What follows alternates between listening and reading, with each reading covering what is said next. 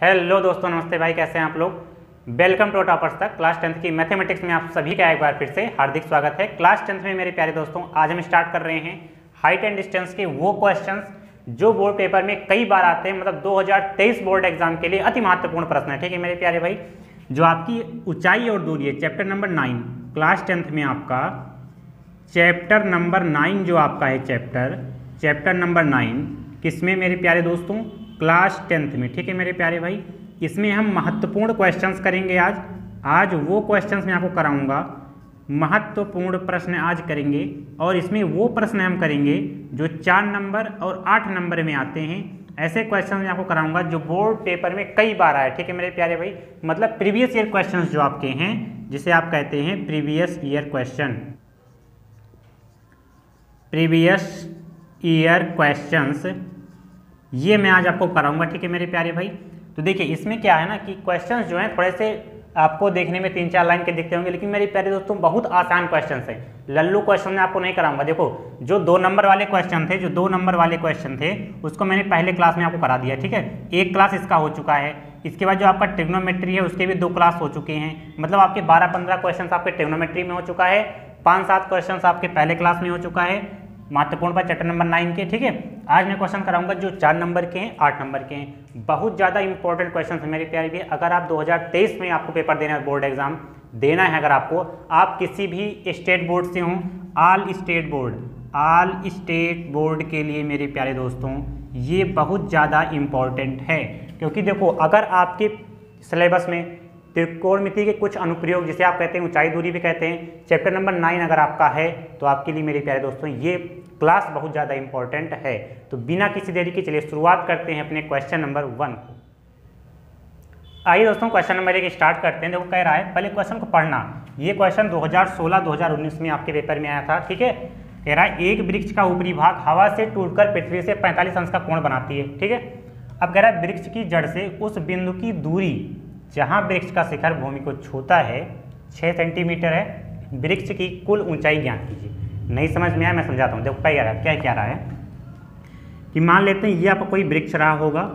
ठीक है, इसी प्रकार से पेड़ कोई रहा होगा। ठीक है, कह रहा है कि जो इसका ऊपरी सिरा है वो टूट करके जमीन पर छू जाता है। मतलब ये आपका जो ऊपरी सिरा रहा होगा, इतना मान लेते हैं, इतना टूटा होगा, तो ये ऐसे जमीन पर छू गया। अब कह रहा है कि पृथ्वी से 45 अंश का कोण बनाती है। मतलब ये आपका क्या हो गया, ये 45 अंश का कोण बना दिया। ठीक है, अब देखो कहीं क्या रहा है, वृक्ष की जड़ से, तो वृक्ष की जड़ आपकी यही रही होगी। आप कहेंगे जी बिल्कुल कोई तकलीफ नहीं है, वृक्ष की जड़ ऐसे ही तो होगी नीचे। अगर ये वृक्ष है, वृक्ष का ऊपरी सिरा टूट करके 45 अंश का कोण बना रहा है, तो वृक्ष का जड़ यही होगा। अब क्या कह रहा है, उस बिंदु की दूरी जहाँ वृक्ष का शिखर भूमि को छूता है। मान लेते हैं ये शिखर कभी वृक्ष का रहा होगा, अब ये टूट गया, टूट करके नीचे गिर गया, तो जहाँ से ये गिरा है, मतलब जिस बिंदु पर जमीन पर गिरा है, तो वृक्ष की जड़ से इस बिंदु की दूरी जहाँ पर छूता है ये शिखर आपका वृक्ष का 6 मीटर है। ये क्या हो गया आपका, ये इतना आपका 6 मीटर इसमें क्वेश्चन में कहा गया है। ये इतना आपको गिवन है। ठीक है, कह रहा है वृक्ष की कुल ऊंचाई ज्ञात कीजिए। मतलब जितना टूटा है और प्लस जितना खड़ा है, मतलब ये ऊंचाई आपको टोटल की टोटल आपको ज्ञात करनी है। आप कहेंगे जी बिल्कुल हम ज्ञात कर ले जाएंगे। मैं आपको बताता हूँ कैसे ज्ञात कर पाएंगे। ठीक है, देखिए मेरे प्यारे दोस्तों, हम मान लेते हैं जहाँ से वृक्ष टूटा है यहाँ से यहाँ तक, इसकी डिस्टेंस को हम मान लेते हैं x। इतनी डिस्टेंस को हम क्या मान लेते हैं, x मान लेते हैं। मतलब जहाँ पर अभी वृक्ष खड़ा है। ठीक है, अब देखो जितना टूटा है वृक्ष, ये डिस्टेंस हम क्या मान लेते हैं, y मान लेते हैं। बात को समझते जाना, इस प्रकार से आपको हर एक क्वेश्चन को टैकल करना है। ठीक है, ये हो गया आपका। आप कहेंगे जी बिल्कुल कोई तकलीफ नहीं है। अब देखिए मेरी प्यारी भाई, जो टूटा भाग है वृक्ष का वही तो जमीन पर आके लेट गया है, मतलब ये भी डिस्टेंस आपकी y ही तो है। चाहे आप इसको y लें, चाहे आप इसको y लें, बात बराबर है। कहेंगे जी बिल्कुल कोई तकलीफ नहीं है, क्योंकि जो टूटा हुआ भाग है वही तो ऐसे ज़मीन पर छुआ है, तो मतलब ये भी अगर y है तो ये भी आपका y होगा। ठीक है, अब देखिए हम क्या करते हैं, इसको हम मान लेते हैं a, ये बिंदु आपका b हो गया, ये बिंदु हम मान लेते हैं c हो गया, और ये बिंदु हम मान लेते हैं d हो गया। ठीक है, अगर हम बात करते हैं समकोण त्रिभुज, देखो ये समकोण त्रिभुज ही तो बन रहा है आपका, ये 90 हो जाएगा, ये समकोण त्रिभुज है।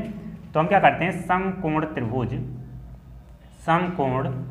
त्रिभुज किसमें, ए बी सी में। पहले ए बी सी में हम देखते हैं। देखिए हम क्या कर पाएंगे, एक काम हम कर सकते हैं, अगर लंब और आधार के बीच में कॉम्बिनेशन निकालें तो हमें यहाँ से x की वैल्यू मिल जाएगी। ठीक है, बात समझ पा रहे हैं आप? मतलब अगर आपको सबसे पहली बात, अगर आप आंख मूंद करके केवल आप ABC में देखें तो यहाँ से आपको x की वैल्यू मिल सकती है। कैसे? लंब आपका x है, आधार आपको 6 गिवन है, तो लंब और आधार में कॉम्बिनेशन क्या होता है? tan थीटा का। मतलब tan थीटा बराबर आपको पता है, tan थीटा बराबर पता है आपको क्या होता है? लंब बटे आधार। यही तो होता है, आप कहेंगे जी बिल्कुल होता है। अब देखो यहाँ पर थीटा कितना है? 45 अंश है, तो थीटा की जगह रखेंगे अगर tan 45 अंश बराबर लंब देखो कितना दिया गया? BC, BC मतलब x, तो x लिख लेते हैं अपॉन में आधार कितना है? AB, AB मतलब 6 हो गया। देखिए tan 45 अंश की वैल्यू कितनी होती है? 1 बराबर क्या हो गया? x बटे 6। मतलब यहाँ से आप x की वैल्यू कितनी निकाल पाए? 6। मीटर में है तो आप x बराबर 6 मीटर लिख सकते हैं। x की वैल्यू आपको पता चल गई। ठीक है मेरे प्यारे दोस्तों, आपको कहा गया है वृक्ष की कुल ऊंचाई ज्ञात कीजिए। ठीक है, वृक्ष की आपको कुल ऊंचाई अगर ज्ञात करनी है, मतलब आपको x प्लस वाई, यही तो कुल ऊंचाई का मतलब क्या हो गया? x भी निकालना है आपको और y भी निकालना है। आप कहेंगे जी बिल्कुल निकालना है, क्योंकि टोटल ऊंचाई कितनी है? x प्लस वाई, जो टूटा हुआ भाग है वो भी y है, तो यहाँ पर भी y बराबर हो गया। मतलब x प्लस वाई निकाल पाएंगे तो टोटल ऊंचाई आपको ज्ञात कर पाएंगे। देखिए मेरे प्यारे दोस्तों, आप क्या कर सकते हैं, आप एक काम कर सकते हैं, आप y अब निकाल सकते हैं। y कैसे निकाल पाएंगे? देखिए अगर आप कर्ण और आधार के बीच में कॉम्बिनेशन जानते हैं तो बहुत अच्छी बात है। देखिए आधार, देखो अगर आप क्या कर सकते हैं इसमें, ये आपका क्या है? ये आपका कर्ण है, ये आपका आधार है। अब कर्ण और आधार के बीच में आप कॉम्बिनेशन लगाए हैं, यहाँ पर आप फिर से एक बार लिख लें कि समकोण त्रिभुज ABC में, पुनः यहाँ पर पुनः लिख सकते हैं। ठीक है, मतलब दोबारा समकोण त्रिभुज ABC में, देखिए यहाँ पर आधार बटे कर्ण, मतलब आप cos थीटा लगा सकते हैं, cos थीटा लगा सकते हैं। अगर आप cos थीटा की बात करते हैं तो क्या होता है? आधार बटे कर्ण, यही तो होता है। आप कहेंगे जी बिल्कुल होता है, आधार बटे कर्ण ही होता है। तो थीटा कितना है आपका? 45 अंश, मतलब cos 45 अंश बराबर कितना हो जाएगा? आधार कितना है आपका? 6, कर्ण कितना है आपका? y, हमको y चाहिए, हमको x पता चल गया, y अगर निकाल लें तो कम बन जाएगा। ठीक है, cos 45 अंश की वैल्यू कितनी होती है? 1/√2। आप कहेंगे जी बिल्कुल कोई तकलीफ नहीं है, यहाँ 6/y हो गया। आप क्या करें? आप क्रॉस मल्टीप्लाई मतलब त्रिज्यक गुणा करा दें, इसको यहाँ भेज दें, इसको यहाँ भेज दें, तो ये y एक कम y हो जाएगा बराबर, यहाँ पर मल्टीप्लाई करेंगे तो 6√2 हो जाएगा। आप कहेंगे जी बिल्कुल, मतलब y आपको पता चल गया 6√2। आपको टोटल ऊंचाई चाहिए, मतलब आप टोटल ऊंचाई को मान लें h, आपको h चाहिए टोटल ऊंचाई। टोटल ऊंचाई आपने कितनी माना है? x प्लस वाई आपने माना है। देखो x कितना है? देखो अगर ये मीटर में है तो ये भी आपका मीटर में होगा। ठीक है, तो x आपका कितना है? 6 मीटर, मतलब 6 प्लस y कितना है आपका? y आपका है 6√2 हो गया। ठीक है, किस में रहेगा? मीटर में रहेगा। तो ये h आपका आ रहा है यहाँ से। अब देखो h कितना आ गया टोटल ऊंचाई आपकी, तो यहाँ से आप 6 कॉमन ले सकते हैं यार ना, तो 6 कॉमन ले लें। यहाँ पर आपका कितना बचा? 1 + √2 मीटर। ये आपका क्या हो जाएगा? फाइनल आंसर हो जाएगा। इस प्रकार से आपको, अगर इस प्रकार से कोई भी आपको क्वेश्चन मिल जाता है तो इसी प्रकार से आपको करना है मेरे प्यारे भाई। ठीक है, स्क्रीनशॉट ले सकते हैं। मेरे प्यारे दोस्तों, मैं आपके लिए इतना मेहनत कर रहा हूँ, आपको क्वेश्चन निकालता हूँ कहाँ से। ठीक है, तो यार मेरे लिए एक काम कर देना, अगर आपको क्वेश्चन समझ में आया है ना तो यार सब्सक्राइब जरूर कर देना।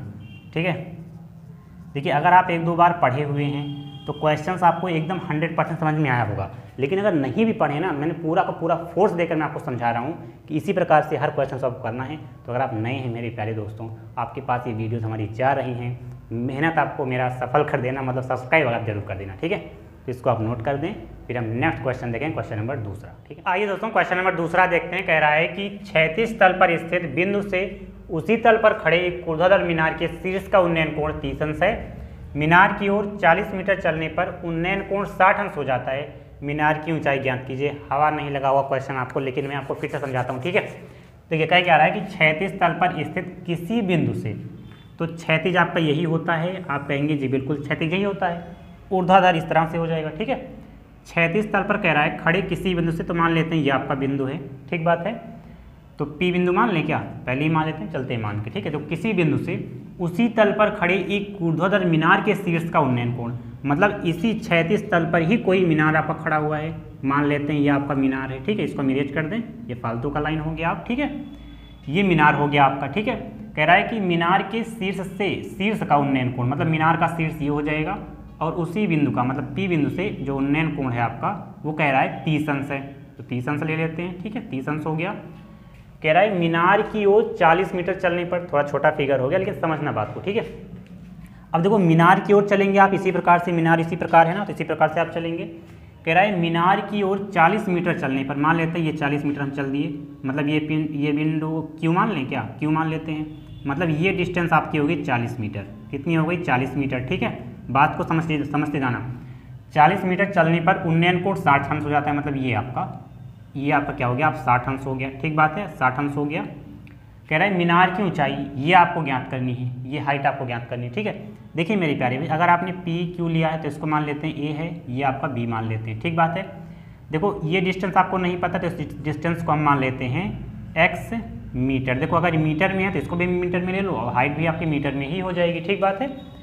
देखिए हम क्या करते हैं, एक बार हम देखो यहाँ पर A जो आपका ये 90 अंश का बना रहा है, मतलब ये एक समकोण त्रिभुज होगा, आप कहेंगे जी बिल्कुल होगा।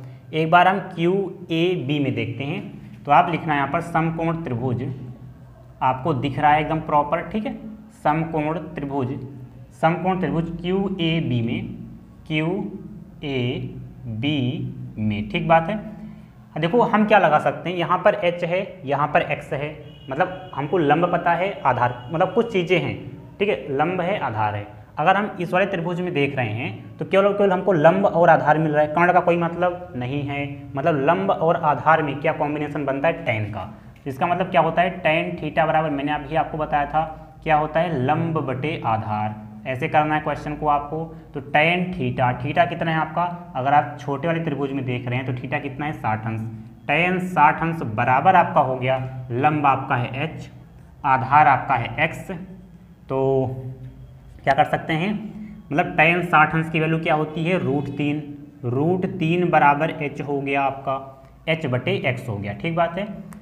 अगर h बटे x हो गया, इसको ऐसे ही छोड़ दें अभी, ठीक है, अभी हम ऐसे छोड़ देते हैं इसको, समीकरण नंबर 1 मान लो, ऐसे छोड़ दो, जो काम लगेगा। अगर x की वैल्यू चाहिए हम x का निकाल लेंगे, h की वैल्यू चाहिए हम h का निकाल लेंगे, ठीक है।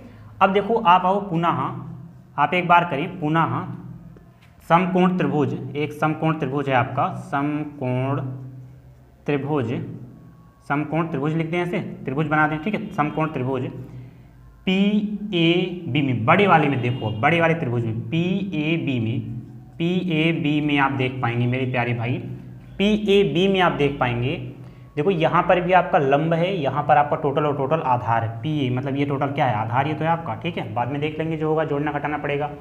तो यहाँ पर बन ये रहा है, मतलब टैन थीटा फिर ही लग रहा है, तो मतलब टैन थीटा बराबर, अभी मैंने आपको बताया लंब बटे आधार होता है, लंब बटे आधार होता है।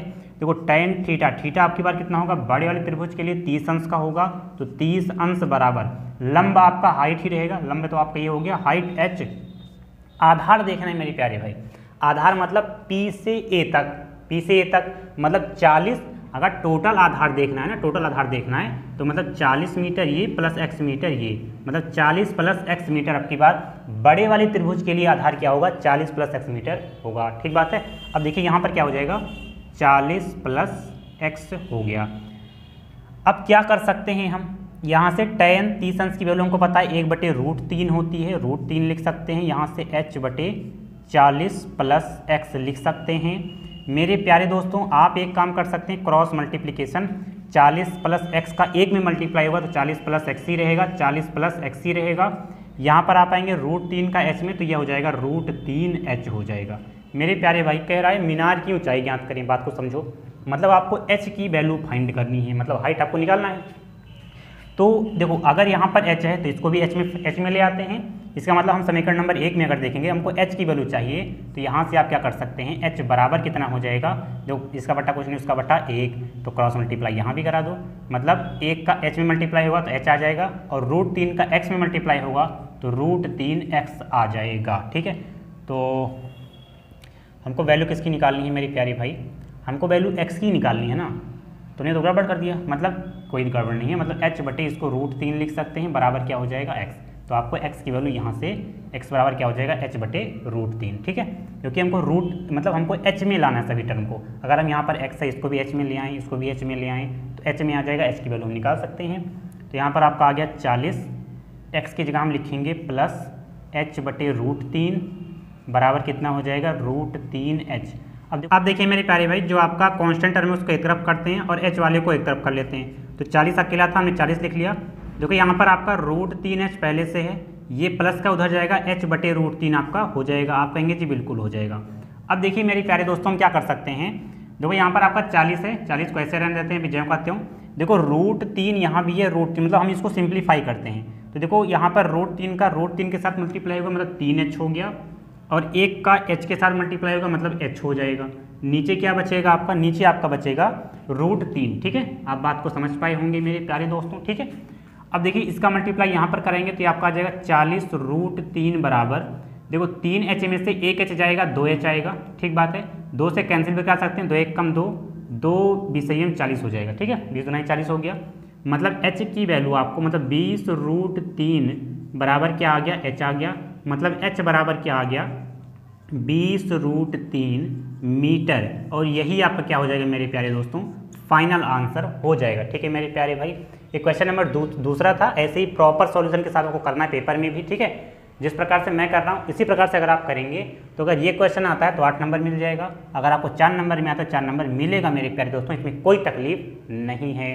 तो अगर आप चैनल पर नए हैं तो सब्सक्राइब कर देना, ठीक है, और दोस्तों अपने शेयर भी करते रहना, ठीक है मेरे प्यारे भाई, जिसको आप नोट कर लें। फिर हम नेक्स्ट क्वेश्चन देखेंगे। आइए दोस्तों क्वेश्चन नंबर 3 देखते हैं, बहुत ज़्यादा इंपॉर्टेंट में है मेरे प्यारे भाई क्वेश्चन ही आपका। भूमि के एक बिंदु P से, मान लेते हैं बिंदु आपका P है, ठीक है, एक बिंदु है, 10 मीटर ऊंचे भवन के शिखर का उन्नयन कोण, ये बिंदु है, मान लेते हैं ये आपका 10 मीटर ऊंचा कोई शिखर रहेगा, ठीक है। क्या है आपका 10 मीटर ऊंचा कोई आपका शिखर है, मान लेते हैं। शिखर का उन्नयन कोण 30 अंश है, मतलब आपका ये जो आपका एंगल बनेगा ये कह रहा है 30 अंश का है। आप कहेंगे जी बिल्कुल कोई तकलीफ नहीं है, पढ़ते जाएंगे करते जाएंगे, ठीक है। भवन के शिखर पर एक ध्वज को लहराया गया है, तो मान लेते हैं मेरे प्यारे भाई, यहाँ पर बना दें ऐसे, कोई आपका भवन के शिखर पर एक ध्वज है, आपका ध्वज मतलब झंडा, ठीक है, इस प्रकार से। तो अच्छा छत के एकदम छत पर तो लगाया नहीं जाएगा ना, मतलब कोई डंडा ऐसे बांधा जाएगा, तो यहाँ पर ऐसे कोई आपका पताका झंडा लगाया जाएगा, ठीक बात है, आपको समझ पाए बात आप। तो इस प्रकार से आपका झंडा लगाया गया है, कह रहा है। और P से ध्वज के शिखर का उन्नयन कोण, P बिंदु आपका यही है, P बिंदु से अब ध्वज के शिखर का जो उन्नयन कोण है, मतलब ये एंगल आपका कह रहा है 45 अंश का है, 45 डिग्री का है। आप कहेंगे जी बिल्कुल। तो कह रहा है ध्वज दंड की लंबाई, मतलब आपको इसको ये वाली लंबाई आपको ज्ञात करनी है, मतलब यहाँ से लेकर यहाँ तक की लंबाई हम मान लेते हैं h, ये आपको ज्ञात करनी है, ठीक बात है। देखिए मेरे प्यारे भाई, ये आपने P माना तो इसको हम A मान लेते हैं, इस बिंदु को B मान लेते हैं और इस बिंदु को हम C मान लेते हैं, कोई तकलीफ नहीं है। हम क्या करेंगे एक बार देखिए, और हम ये वाले डिस्टेंस को हम क्या मान लेते हैं, x मान लें कि कुछ यहाँ पर गिवन है तो नहीं, हम x मान लेते हैं भी, ठीक है, कोई तकलीफ नहीं है। अब हम क्या करेंगे, तो सबसे पहले आप छोटे वाले त्रिभुज में देखें, छोटे वाले त्रिभुज में आप देखेंगे तो यहाँ पर आप लिखेंगे कि समकोण त्रिभुज किसमें P, अच्छा ये 90 डिग्री का है, ये 90 डिग्री का है, समकोण ही तो होगा, मतलब 90 डिग्री अगर बना रहा है तो एंगल समकोण होगा, मतलब त्रिभुज समकोण का होगा। तो PAB में हम देखेंगे, त्रिभुज PAB में देखो अगर आपको लंब पता है, आधार आपने x को माना है, तो कंडीशन क्या बनेगी tan में, तो मतलब आपको पता है tan थीटा बराबर क्या होता है, लंब बटे आधार। बात क्लियर है, क्योंकि यहाँ से कर्ण से तो कोई मतलब है ही नहीं ना, कर्ण से कोई मतलब नहीं है, कर्ण के बारे में हमको जानकारी नहीं लेनी है, तो कर्ण का कोई मतलब नहीं है। तो लंब tan थीटा, थीटा कितना हो जाएगा, अगर आप छोटे वाले त्रिभुज में देख रहे हैं तो थीटा कितना है 30 अंश बराबर लंब कितना है आपका 10 मीटर अपॉन में आधार x, ये भी आपको मीटर में रहेगा, ठीक है। तो ये आपका क्या हो जाएगा x हो जाएगा, आधार क्या है x आपका। तो 30 अंश की वैल्यू कितनी होती है 1/√3 बराबर 10/x। हम क्या करा दें, क्रॉस मल्टीप्लाई करा दें, तो x एक कम x हो जाएगा, ये आपका 10√3 आ गया, इसको हम समीकरण नंबर 1 मान लेते हैं, ठीक बात है, कोई तकलीफ नहीं है। देखिए यहाँ से हमको x की वैल्यू पता चल गई, ठीक बात है मेरे प्यारे भाई। अब हम क्या करते हैं, PA सी में देखते हैं। तो यहाँ पर आप लिखेंगे पुनः समकोण